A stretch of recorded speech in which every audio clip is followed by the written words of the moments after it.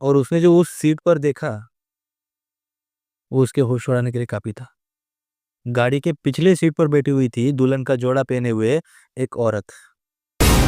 ऐसा लग रहा था कि वो औरत कुछ कहना चाह रही थी, लेकिन उसकी आवाज कुछ अजीब सी लग रही थी। ऐसा लग रहा था कि वो औरत हमारी दुनिया की नहीं बल्कि किसी और दुनिया से आई हुई थी।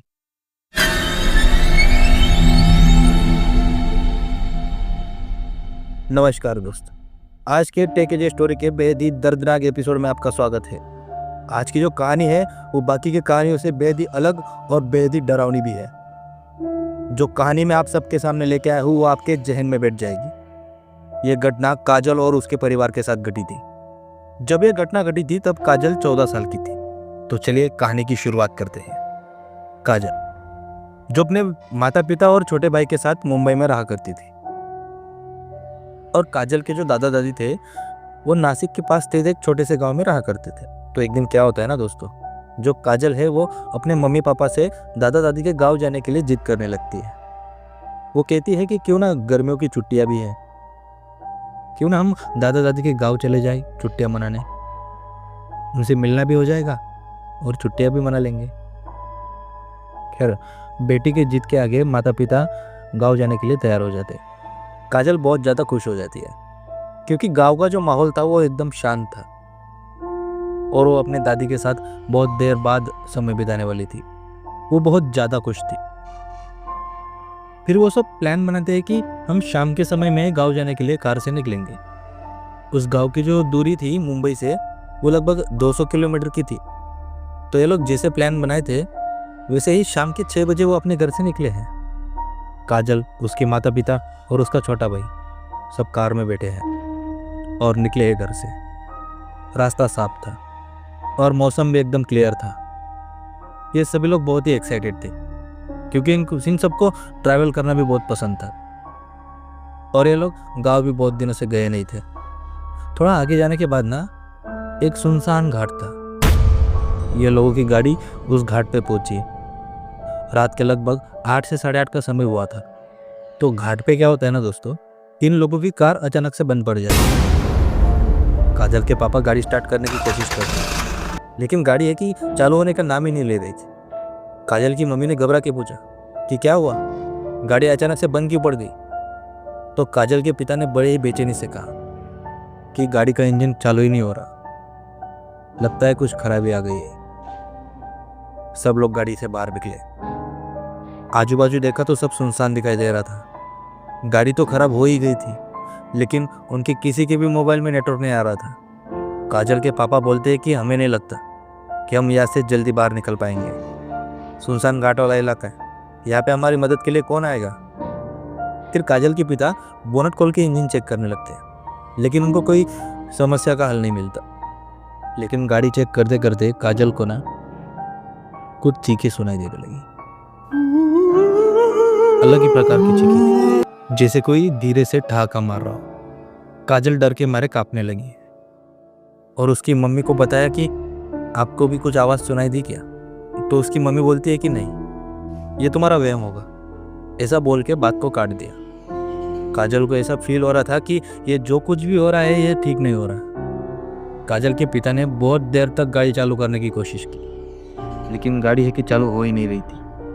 तो आखिरकार काजल के पिता ये डिसाइड करते हैं कि सारी रात हमें यहाँ पे गाड़ी में बैठ के गुजारनी होगी क्योंकि इस समय यहाँ हमें कोई हेल्प नहीं मिलेगी। जैसे ही सुबह होगी किसी गाड़ी को हाथ देके उससे मदद लेके हम गांव पहुँच जाएंगे। सब लोग गाड़ी में बैठकर सुबह होने का इंतजार करने लगे। जैसे जैसे रात हो रही थी सन्नाटा बढ़ता जा रहा था और कार में बैठे बैठे काजल को ऐसा लग रहा था कि बाहर से उन्हें कोई देख रहा है। ये डर जो था वो उसे बर्दाश्त नहीं हो रहा था और उसने फिर से अपनी मम्मी को बोला कि मुझे डर लग रहा है, मुझे ऐसा लग रहा है कि कोई हमारे पास आ रहा है। तो उसकी तसल्ली के लिए उसकी मम्मी बोलती है कि ऐसा सिर्फ तुमको लग रहा है, लेकिन ऐसा कुछ नहीं है, ये सिर्फ तुम्हारा वहम है। लेकिन काजल का डर बढ़ता ही जा रहा था। तभी अचानक क्या होता है ना, गाड़ी की लाइट अचानक फ्लिक करने लगती है और अचानक से लाइट बंद हो जाती है और कार के अंदर सन्नाटा छा जाता है। और अब जो काजल के साथ हुआ ना दोस्तों, वो काजल अपनी ज़िंदगी में कभी नहीं भुला पाई। वो पल उसकी ज़िंदगी का बेहद ही खौफनाक पल था।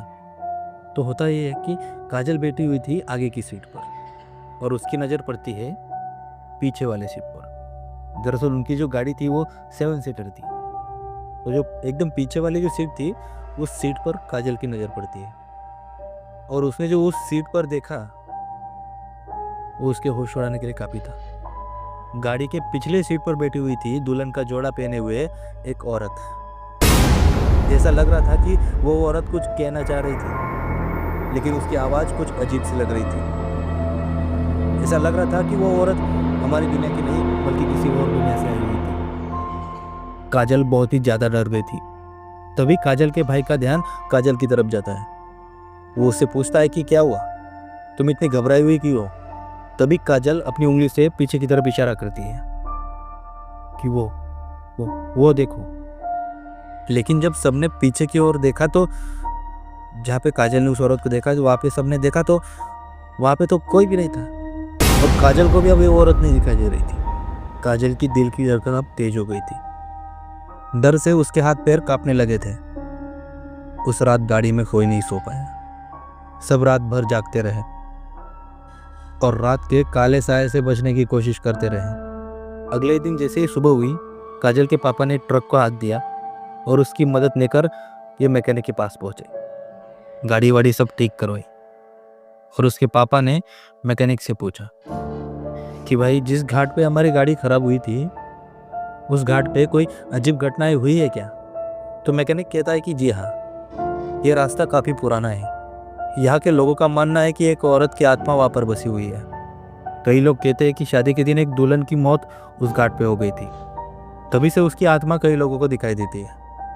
ये बात सुनकर काजल की आत्मा कांप उठी। वो समझ गई थी कि जो कल रात के समय जो हुआ वो कोई साधारण घटना नहीं थी। वो घटना काजल और उसके परिवार के लिए एक भयानक अनुभव बन के रह गई। लेकिन काजल के मन में ये सवाल हमेशा के लिए बनकर रह गया कि वो कोई सच में आत्मा थी या फिर मेरा भ्रम। इसका जवाब आज तक नहीं मिला। खैर, आप लोगों को ये कहानी कैसी लगी हमें कमेंट में जरूर। अगर अभी तक आपने हमारे चैनल को सब्सक्राइब नहीं किया है तो सब्सक्राइब करें और बेल आइकन को प्रेस करना ना भूलें, ताकि ऐसी कहानियों की नोटिफिकेशन आप सबको मिलती रहेंगी। और अगर आपके पास भी ऐसी कोई कहानी या घटना है तो आप मुझे इंस्टाग्राम या जीमेल पर DM कर सकते हैं। धन्यवाद।